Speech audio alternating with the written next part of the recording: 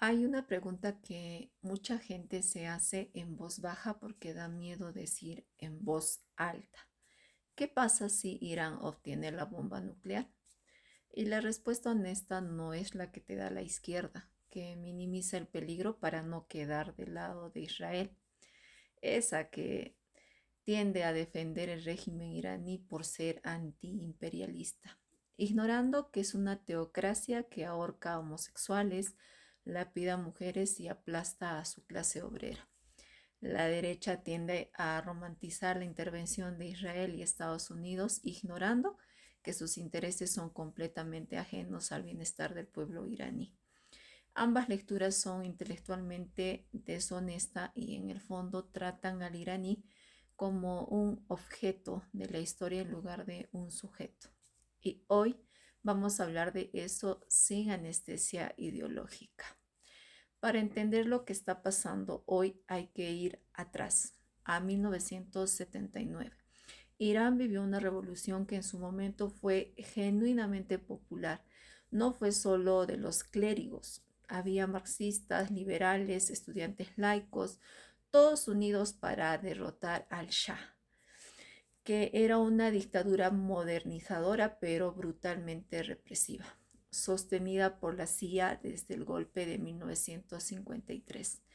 El problema es que las revoluciones tienen una dinámica perversa. Quien mejor está organizado se queda con el poder cuando cae el régimen anterior. Y los clérigos tenían algo que los demás no tenían: una red territorial en cada mezquita del país, un lenguaje que conectaba con las masas rurales y una visión total del Estado. Jomeini construyó el concepto de Velayat Faqih, la tutela del jurista islámico sobre el Estado. Y aquí está la paradoja que hay que entender bien. Eso no era tradición islámica, era una innovación política radical disfrazada de tradición. Los padres pensaron que se liberaban del imperialismo occidental volviendo a sus raíces. Lo que construyeron en realidad fue una teocracia moderna con burocracia para policías y corporaciones económicas que hoy controlan entre el 30 y el 40% de la economía iraní. Otra jaula diferente, pero jaula. Y los hijos nacieron dentro de esa jaula y la reconocieron por lo que es. En 2022, una mujer de 22 años, kurda, llamada Masha Amini, fue detenida por la policía de la moral porque llevaba mal puesto el velo. Murió bajo su custodia. Lo que vino después sacudió al mundo. Sendengi Azadi, mujer, vida y libertad, pero este movimiento fue diferente a todo lo anterior, porque no tenía liderazgo centralizado, no pedía reformas del sistema, pedía el fin del sistema y el símbolo era una mujer kurda, una doble minoría dentro de la República Islámica. Esta generación creció con VPN, con redes sociales, con acceso al mundo. Irán tiene más mujeres en la universidad que hombres. Tienen una clase educada enorme con un horizonte de vida completamente bloqueado por el régimen y por las sanciones. La disonancia entre lo que saben que pueden ser y lo que el sistema les permite es explosiva. Y el régimen lo sabe. Por eso mata, por eso encarcela, por eso ejecuta, porque cuando un régimen solo puede sostenerse por la fuerza, es porque ya perdió la batalla más importante, la de la legitimidad. Ahora hablemos de los actores externos y seamos brutalmente honestos. Ni Estados Unidos ni Israel están actuando por los derechos del pueblo iraní. Eso no es cinismo, es análisis y muy concreto. Israel tiene un interés de supervivencia que es comprensible en sus propios términos. Irán financia directamente a Hezbollah en Líbano, a Hamas en Gaza, a milicias en Siria e Irak y a los Houthis en Yemen, lo que Irán llama el eje de la resistencia. Los líderes iraníes han dicho explícitamente que Israel no debería existir. Eso no es retórica vacía cuando va acompañado de financiamiento militar a grupos que lanzan cohetes sobre población civil. Desde la perspectiva israelí, un Irán nuclear es una amenaza existencial. Eso es legítimo de entender, aunque uno no apoye a Netanyahu. Pero hay que decir también lo otro. Israel prefiere un Irán debilitado y contenido, no necesariamente un Irán libre y próspero. Porque un Irán poderoso, aunque fuera democrático, seguiría siendo un competidor regional. Estados Unidos juega un juego más complejo, quiere tres cosas que no siempre son compatibles: que Irán no tenga bomba nuclear, que el petróleo del Golfo Pérsico fluya sin interrupciones y contener la influencia de China y Rusia en la región. Porque Irán le vende petróleo a China en cantidades masivas y le compra drones y tecnología militar a Rusia, que usó esos mismos drones en Ucrania. Todo está conectado. Para Washington, Irán no es solo un problema de Medio Oriente, es una pieza en el tablero de competencia entre las grandes potencias del siglo XXI.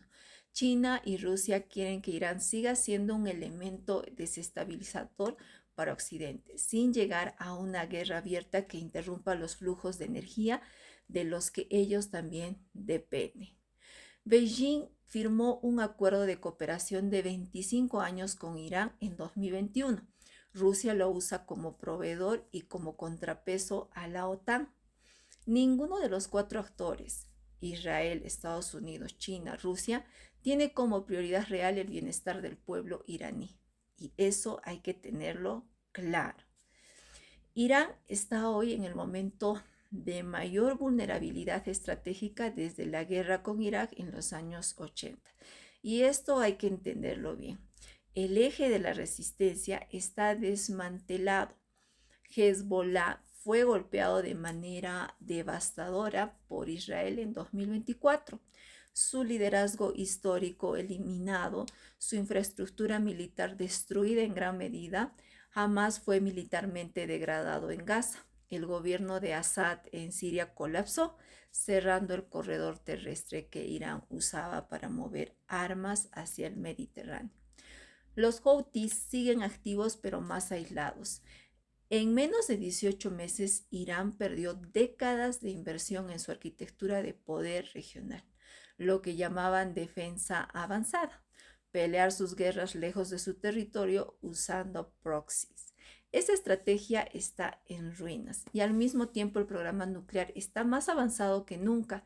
Según el Organismo Internacional de Energía Atómica, OIEA, Irán tiene suficiente uranio enriquecido al 60% para, si decidiera llevarlo al 90%, producir material para varias bombas en cuestión de semanas.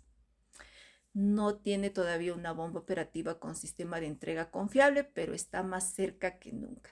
Y esta combinación, régimen debilitado regionalmente, programa nuclear avanzado, por cierto, presión interna creciente, crea una ventana de decisiones que puede cambiar todo. Y siempre aquí viene la pregunta del millón: ¿es peor la bomba en manos de un loco? Sí, hay que decirlo claro, un arma nuclear en manos de un régimen teocrático que incorpora el martirio como valor supremo es objetivamente peligroso, que en manos de un Estado con controles institucionales. Y esto no es una propaganda, es aplicar la teoría de la disuasión nuclear con honestidad. La disuasión clásica se llama MAT y funciona cuando ambos actores valoran su propia supervivencia más que la destrucción del enemigo. El problema con Irán no es que sus líderes estén clínicamente locos, no lo están. Son calculadores, han sobrevivido 45 años bajo presión brutal. El problema es más sutil y más peligroso. Su marco de racionalidad es diferente. Operan dentro de una escatología chiita, donde el sufrimiento tiene valor redentor, donde el martirio es una victoria, no una derrota, donde el tiempo histórico se mide en siglos, no en ciclos electorales. Eso no los hace irracionales dentro de su propio sistema de valores, los hace racionalmente impredecibles dentro del sistema de valores occidentales, y esa es la peor condición posible para la disuasión nuclear. Nos vemos en el siguiente video. En paz. El argumento de el loco no puede tener la bomba se ha usado antes y las consecuencias fueron desastrosas. Irak 2003. El argumento era exactamente el mismo. Saddam Hussein, un dictador peligroso con armas de destrucción masiva, no puede tenerlas. Resultado, no había armas de destrucción masiva. Murieron entre 150.000 y 1 millón de personas. Surgió el ISIS del vacío del poder. E Irán paradójicamente se fortaleció porque su principal enemigo regional fue eliminado gratuitamente por Estados Unidos.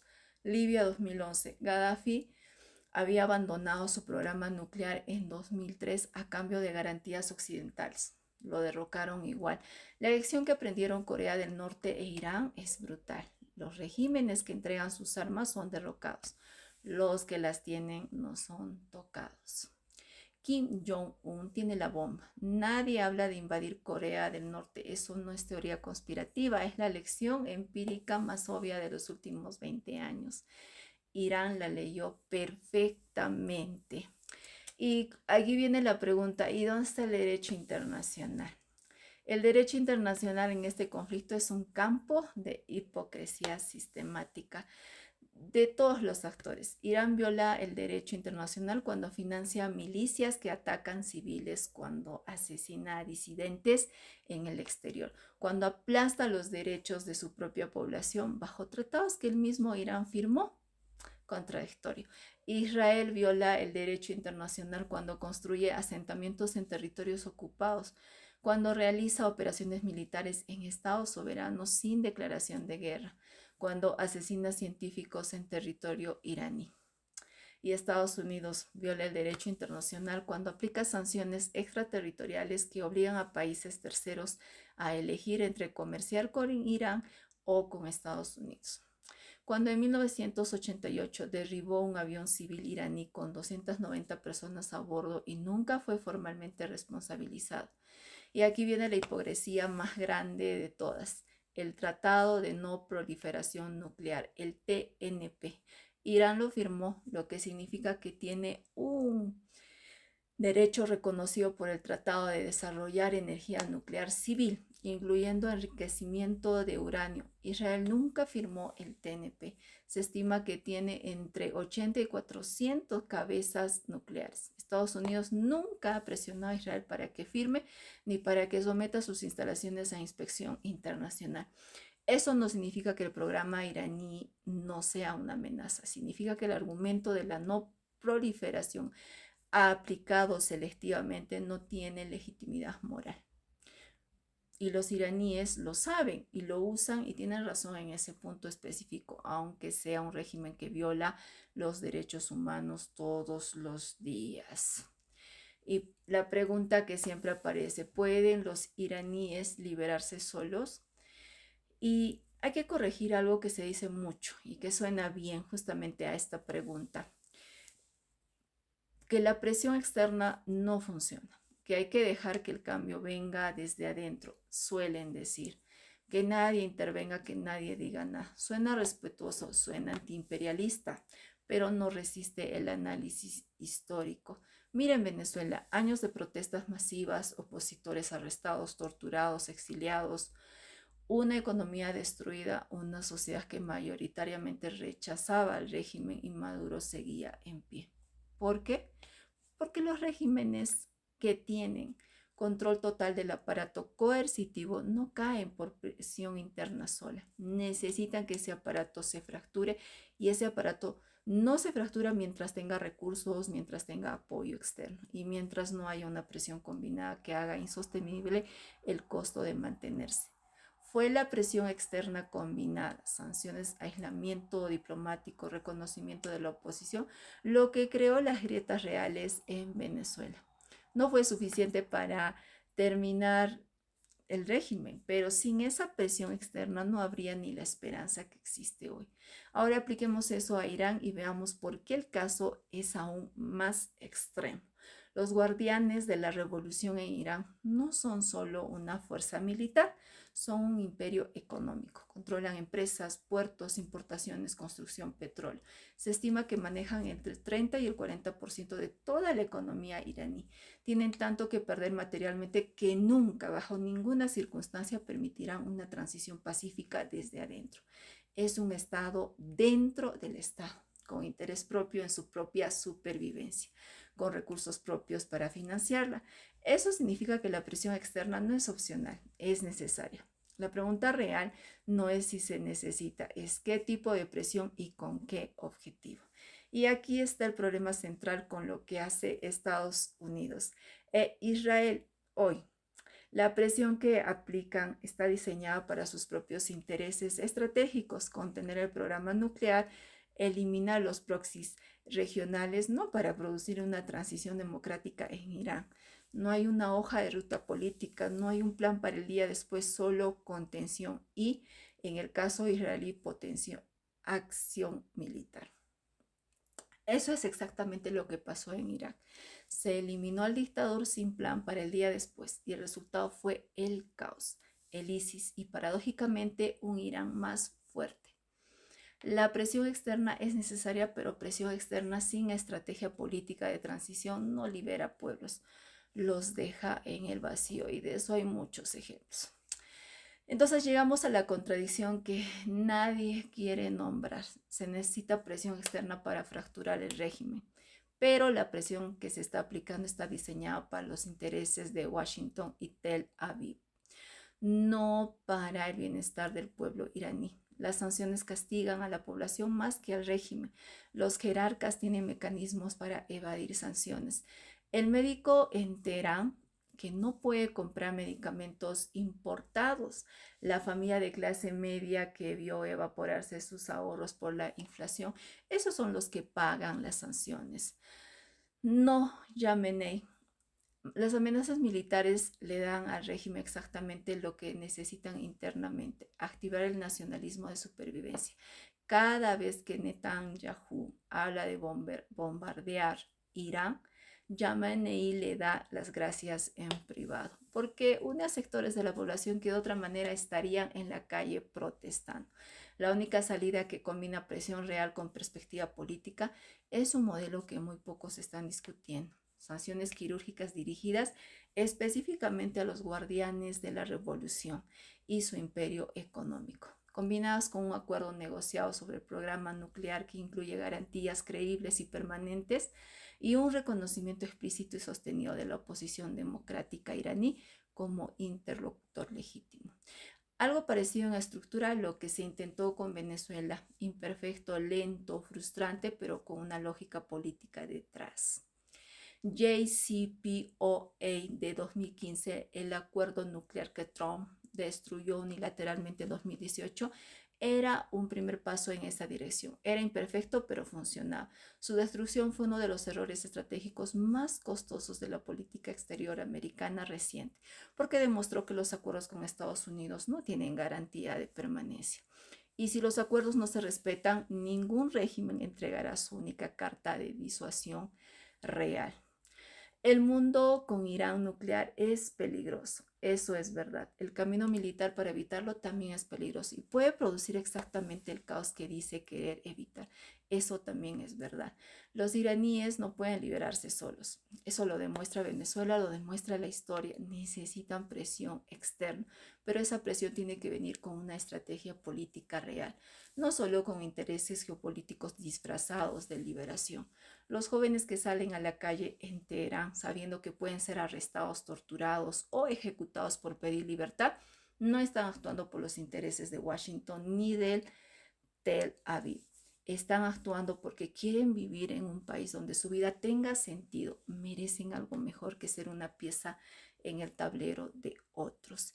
Eso es lo que el análisis geopolítico frío suele ignorar y es precisamente lo que no podemos permitirnos ignorar, porque detrás de cada sanción, de cada amenaza militar, de cada maniobra geopolítica, hay millones de personas que quieren lo mismo que queremos todos, vivir. Dime tú qué piensas sobre este tema político, geopolítico, Irán, Estados Unidos, Israel. Te leo en comentarios. Gracias por escucharme.